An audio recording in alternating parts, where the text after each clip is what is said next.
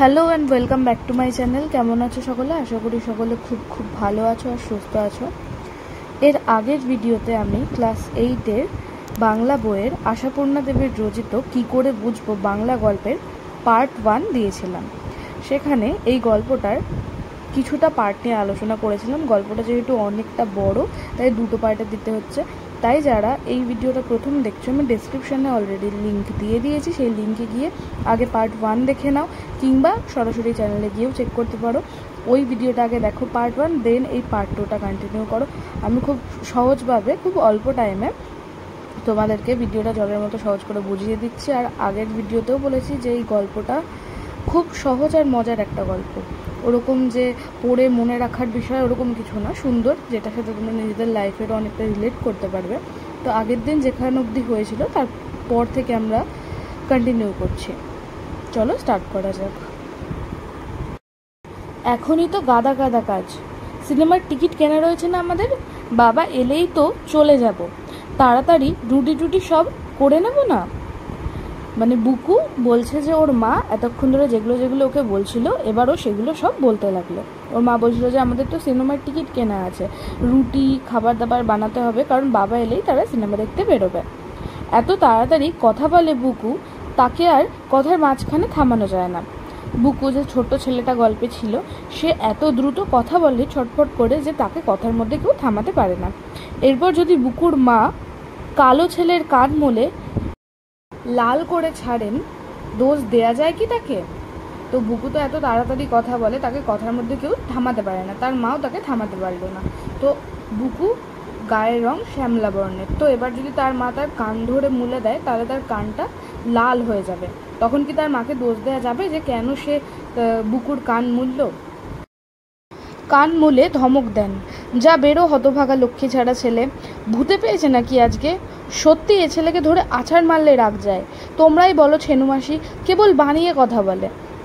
যখন বুকু সব সত্যি কথা বলে দিচ্ছিল, তখন বুকুর মা লোকজনের সামনে যাতে সে খারাপ প্রমাণিত না হয় তাই জন্য সব দোষ বুকুর নামে দিয়ে দিল। বুকুকে বলল যে সে লক্ষ্মী ছাড়া ছেলে, আর বলল তোকে কি ভূতে পেয়েছে আজকে। আর ছেনুমাসিদেরকে বলল যে তার ছেলে সব কথা বানিয়ে বলে। বুকু চলে যেতে বুকুর মা ডাম্বলকে নিয়ে পড়েন। ও মা, ডাম্বল যে দেখিনি এতক্ষণ, এত বড় হয়ে গেছে, আর কি সুন্দর দেখতে হয়েছে। বেনুমাসি, তোমার এই ছেলেটিই বোধহয় সবচেয়ে ফর্সা, তাই না? বুকু যখন চলে গেল মায়ের ধমক খেয়ে, তখন বুকুর মা ডাম্বলকে নিয়ে কথাবার্তা শুরু করলো। ডাম্বলকে বলল যে এতদিন দেখেনি, আর সে যে এখানেই রয়েছে সেটাও নাকি তার মা দেখতে পায়নি। আর বেনুমাসির ছেলে ডাম্বল বেনুমাসিকে বলল, তোমার সব ছেলেদের মধ্যে নিশ্চয়ই ডাম্বলই সব থেকে বেশি পরিষ্কার। বেনুমাসি এবারে একটু প্রসন্ন হয়ে বললেন, না, ডাম্বলও ছেলেবেলায় ওই রকমই ছিল, এখন রোদে ঘুরে ঘুরে তা তোমার বুকুরও তো কালো হয়ে গেছে। বেনুমাসি যখন তার ছেলের প্রশংসা করলো তখন তিনি খুশি হলো, তার মন প্রসন্ন হয়ে উঠল। তিনি বলল, না, ডাম্বল তো ছোটোবেলায় পরিষ্কার ছিল, এখন রোদে ঘুরে ঘুরে কালো হয়ে গেছে। আর বুকুর কথাও বলল, বুকুও এখন অনেক কালো হয়ে গেছে। আমার বুকু তো কালোই ছিল। তারপর ডাম্বলবাবু কি পড়তে শিখলে? স্কুলে ভর্তি হয়েছো নাকি? বুকুর মা বলল, বুকু বরাবরই ওই রকমই গায়ের রং ছিল। আর ডাম্বলকে জিজ্ঞেস করলো, ডাম্বল তুই পড়াশোনা কেমন চলছে, তুমি কি স্কুলে ভর্তি হয়েছো? বেনুমাসি কি বলতে যাচ্ছিলেন, ডাম্বল তরবর করে বলে ওঠে, কাঁচকলা, স্কুলে ভর্তি করে দিল তো। আমার বাবাটি যে হাড় কেপ্পন, বলেন 7 বছরের ছেলের স্কুলের মাইনে 7 টাকা, পারবে না দিতে, পড়ে দরকার নেই, চাষবাস করে খাবে। বেনুমাসি হঠাৎ কিছু একটা বলতে যাচ্ছিল বুকুর মায়ের উত্তর দিয়ে, তখন ডাম্বল বলল তার বাবা বেশ কৃপণ, মানে কিপটে, টাকা পয়সা খরচা করতে চায় না। 7 বছর হচ্ছে ডাম্বলের বয়স। ডাম্বলকে স্কুলে ভর্তি করলে তার প্রতি মাসে মাইনে দিতে হবে 7 টাকা। তার বাবা বলেছে এই টাকা দিতে পারবে না, তাকে পড়াশোনা না করে চাষবাস করে খেতে বলেছে। এবারে বেনুমাসির মুখ চুন, মানে ডাম্বল সত্যি কথা বলে দিয়েছে, তাই এখন বেনুমাসি চুপ হয়ে গেছে। ছোট ছেলেদের সামনে যথেচ্ছ কথা বলার ফল টের পান। ছোট বোনকে সামলাতে ছেনুমাসি হি করে হেসে বলে ওঠেন, তোর ছেলেটা কি পাকা কথা শিখেছে বেনু, শুনলেই হাসি পায়। বাব্বা, ছেলের মুখে যেন খই ফুটছে। যখন বেনুমাসি মুখ ছোট করে বসলেন, তখন তার মন ঠিক করার জন্য ছেনুমাসি বলে উঠলেন যে ডাম্বল বেনুমাসির ছেলে খুব পাকা কথা শুনেছে, যেন শুনে মনে হয় যে খই ফুটছে। ইত্যব্যস্বরে বেনুমাসি ধাতস্থ হয়ে উঠেছেন। এইসব কিছুতে বেনুমাসি মানে এগুলো তার এখন জানাশোনায় হয়ে উঠেছে যে ডাম্বল এরকম কথাবার্তা সবার সামনে বলে দেয়। তিনি বললেন, আজকালকার সব ছেলেই ওই রকম দিদি। এই এক্ষুনি দেখলেন না নির্মলার ছেলে বুকু, ডাম্বল বই দুখানা একটু হাত দেবার জন্য কিরকম শাসালো, বলে কিনা যেমন হাতির মতো দেখতে তেমন হাতির মতো বুদ্ধি, সেজ কাকা তোমার পিঠে ছাল তুলবেন। এই সব টেনে টেনে হাসতে থাকেন বেনুমাসি। মানে বেনুমাসি যে এতক্ষণ বুকু ডাম্বলকে যেগুলো বলেছিল সেগুলো সব শুনিয়ে শুনিয়ে বুকুর মাকে বলে দিল যে বুকু বলেছে বইগুলো কেন ফেললে, তোমার হাতির মতো চেহারা, হাতির মতো বুদ্ধি, আর সেজ কাকু এসে ওকে পিটাবে, এই সব কিছু বুকুর মাকে শুনিয়ে দিল হাসতে হাসতে। শুনে তো বুকুর মার আক্কেল গুরুম। হঠাৎ আজ কি হলো ছেলেটার, সত্যি ভুটে তুলতে পেলো নাকি? কই এমন অদ্ভুত বেয়ারা তো ছিল না। কি আর করেন, প্রায় কাঁদো কাঁদো হয়ে বলেন, সত্যি এই ছেলেকে নিয়ে যে আমাদের কি জ্বালাই হয়েছে ছেনুমাসি, হাড় ভাঙা ভাঙা হয়ে গেল। যত বড় হচ্ছে তত যেন যাতা হচ্ছে, কে জানে পাগলা টাগলা হয়ে যাবে নাকি। তখন বুকুর মা ভাবলো বুকু তো কোনোদিন এরকম ব্যবহার কারোর সামনে করে না, আজকে ওর কি হলো, আজকে কি সত্যি ওকে ভুট্টা তুলতে পেলো? প্রায় কাঁদো কাঁদো হয়ে গিয়ে ছেনুমাসি বেনুমাসির কাছে ওর মা বলল যে যত বুকু বড় হচ্ছে তত এসব শুরু করছে, তার যন্ত্রণায় তাদের হাড় ভাঙা ভাঙা হয়ে যাচ্ছে। পাগলা বললে যদি দোষ খণ্ডায়, ছেনুমাসিরা অবশ্যই তেমন বোকা নয়, সহজে ছেলেকে পাগল বললেই তাই বিশ্বাস করবেন। মনে মনে ভাবেন মোটেই তা না, বরং পাগল বানাতে পারে লোককে। তার মা ভাবলো যদি ছেনুমাসি বেনুমাসির সামনে বুকুকে পাগল বলে যে বুকু পাগল হয়ে গেছে, তাহলে যদি ওনারা বুকুকে ক্ষমা করেন বা সেটা বিশ্বাস করেন, কিন্তু ওনারা অত বোকা না, ওনারা ওটা বিশ্বাস করলো না। ওনারা মনে মনে ভাবলেন বুকু মোটেও পাগল না, সে লোককে পাগল বানাতে পারে। হঠাৎ একটা হুড়মুড় ঝনঝন শব্দে তিনজনই চমকে উঠলেন। আর কিছু নয়, সেলফের ওপর থেকে টেবিল ল্যাম্পটাকে ফেলে শেষ করেছে ডাম্বল।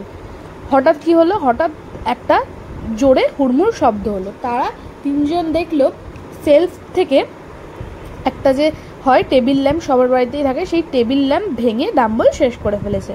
এবারে আবার ছেনু বেনু দুই বোনের অপ্রতিভ হওয়ার পাওলা। কিন্তু বুকুর মা হ্যাঁ হ্যাঁ করে ওঠেন, আহা আহা যাক বেনুমাসি, ছেলেকে আর বকতে হবে না, ছোট ছেলে দুরন্ত হবে না একটু, মাটির পুতুলের মতন চুপ করে থাকবে, ছটফটে ছেলেই তো আমার ভালো লাগে।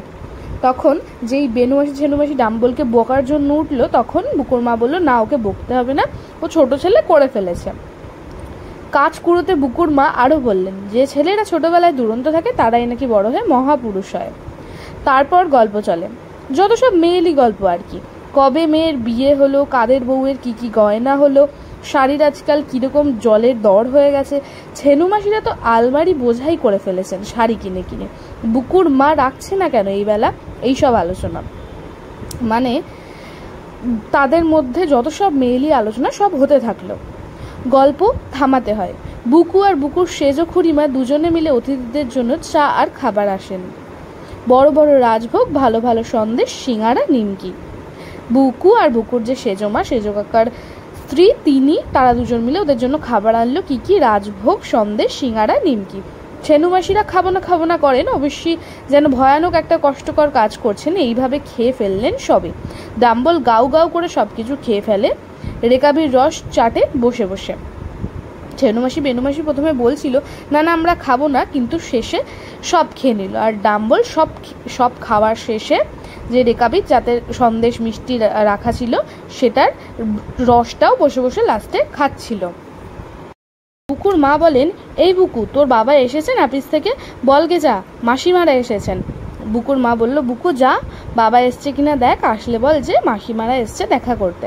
তা বাবা খুব জানে, সেই জন্য তো চোটে মোটে লাল হয়ে বসে আছেন। বললেন খুব, যা হোক ছেনুমাসিরা বেড়াতে আসার আর দিন পেলেন না, আমাদের সিনেমার টিকিটগুলো পচবার জন্য বেছে বেছে আজ আসতে ইচ্ছে হলো।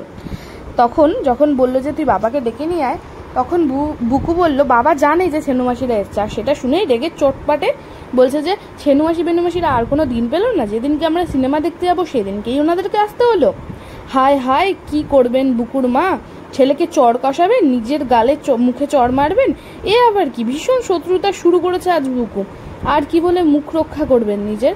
এতক্ষণ যাই হোক বুকু যাই বলছিল তার মা সেটাকে চাপা দিয়ে অন্য কোনো কথা বলছিল। কিন্তু এখন বুকুর মা কী করবে বুঝতে পারছে না, শুধু মনে মনে ভাবতে থাকেন এরা একবার উঠলে হয়, ছেলের হাড় এক ঠাই করে ছাড়বেন। বলছে কি করবে বুঝতে পারছে না, শুধু ভাবছে যে এরা একবার যাক, তারপর বুকুকে তিনি পিটাবেন। শুধু হাত দিয়ে পেরে উঠবেন না, লাঠি সোটা ধরবেন। ছেনুমাসিরা বিশম্ভর মূর্তিতে বললেন, আচ্ছা তাহলে উঠি নির্মলা, তোমাকে অনেক ক্ষতি করে গেলাম। বেনুমাসি এসব কথা শুনে বললো, আজকে তাহলে যাচ্ছি নির্মলা, তোমার তো অনেক ক্ষতি করলাম। বুকুর মা কোন মুখে এ আর বলবেন। আবার একদিন এসো ছেনুমাসি ফ্যাল করে তাকিয়ে থাকেন বোকার মতো। ডাম্বল জুতোর মধ্যে পা গলাতে গলাতে বুকুকে বলে, আমায় খুব বলা হচ্ছিল তুই স্কুলে ভর্তি হয়েছিস। বেনুমাসি যখন বললো আমি আসছি, তখন বুকুর মা কি বলবে বুঝতে পারলো না, শুধু ফ্যাল করে তাকিয়ে থাকলো। আর ডাম্বল বেরিয়ে যাওয়ার সময় জুতোয় পা গলানোর সময় বলল যে তুই তো আমাকে খুব বলছিস, তুই কি স্কুলে ভর্তি হয়েছিস? বুকুকে জিজ্ঞেস করলো। বুকু বুক টান করে বলে, নিশ্চয়ই। কোন স্কুল? আদর্শ শিক্ষা প্রতিষ্ঠান। বুকু উত্তর দিল, স্কুলের নাম। কখানা বই রে? সে অনেক, সব মিলিয়ে 7-8টা। বুকু বলল, অনেকগুলো বই, সব মিলিয়ে 7-8টা বই। বাবা আর কত দেরি করবে তোমরা? যাও এবার, রাত্রির হয়ে গেল যে। এখন মা কখনই বা রান্না করবেন আর কখনই বা তোমাদের নিন্দে করবেন। মানে বুকু বলল যে মোট 7-8টা বই আছে, অনেকগুলোই বই, আর তোমরা কখন বাড়ি যাবে? এবার তো যাও। মা কখন রান্না করবে আর কখনই বা এবার তোমাদের নিন্দে করবে। নিন্দে? ছেনুমাসিরা শুধু হার্ট ফেল করতে বাকি রাখেন। মানে বুকু তো সব মনের ইয়েতে বলে দিচ্ছে যে কি আসল সত্যিগুলো, তখন ছেনুমাসিরা হার্ট ফেল করার জোগাড় হয়। আর বুকুর মায়ের কি অবস্থা, তার মুখ দেখে মনে হয় হার্ট ফেল করেইছেন বুঝিবা। আর বুকুর মাকে দেখে মনে হচ্ছে বুকুর মা হার্ট ফেল করে ফেলেছে। এবারে ডাম্বল ঘুষি পাকিয়ে আসে, নিন্দে কেন রে? নিন্দে কিসের? বাহ, নিন্দে করা হবে না? বুকু যেন অবাক হয়ে গেছে। এইভাবে বলে, বেড়াতে আসা লোক চলে গেলে নিন্দে করতে হয় না, তাদের বলতে হবে না। ছেলেটা কি অসভ্য হ্যাংলা, মাসিরা কি অহংকারী, এসে তো মাথা কিনলেন, শুধু এক গাদা পয়সা খরচ হয়ে গেল। তাছাড়া বুকু কি বলতে থাকলো যে বাড়িতে অতিথি এলে তো করতেই হবে নিন্দা, বলতে হবে ছেলেটা কত হ্যাংলা, মাসিরা কত অহংকার দেখালে, এইসব নিয়ে তো আলোচনা করতেই হবে। বুকু এত তাড়াতাড়ি কথা বলবে ধরলে কথা থামায় না, যা বলবার সবই বলে নেয় সে। তবুও ওর তাছাড়া কে থামিয়ে দিয়ে ছেনুমাসি বলে বাবা প্রাণ ভরে বলো, বলে গট করে চলে যান। পিছন বেনুমাসি আর ডাম্বল। ছেনুমাসি তার একবার কথা শুরু করলে বুকুকে আর থামানো যায় না।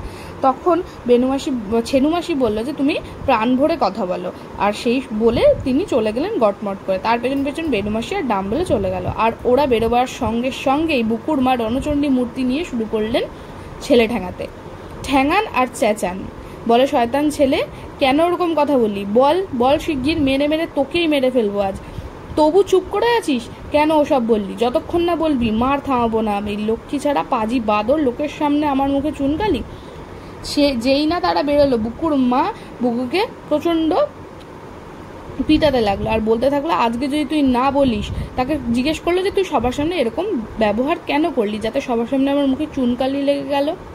গোলমাল শুনে বুকুর বাবা এসে হাজির। কি হলো কি, ছেলেটাকে বেধড়ক পিটাচ্ছ কেন? বুকুর বাবা এসে বললো, ওকে মারছো কেন? পিটাবো না? বুকুর মা হাঁপাতে বললেন, পিটিয়ে ওকে তক্তা করবো আমি। জানো ও কি করেছে আজ?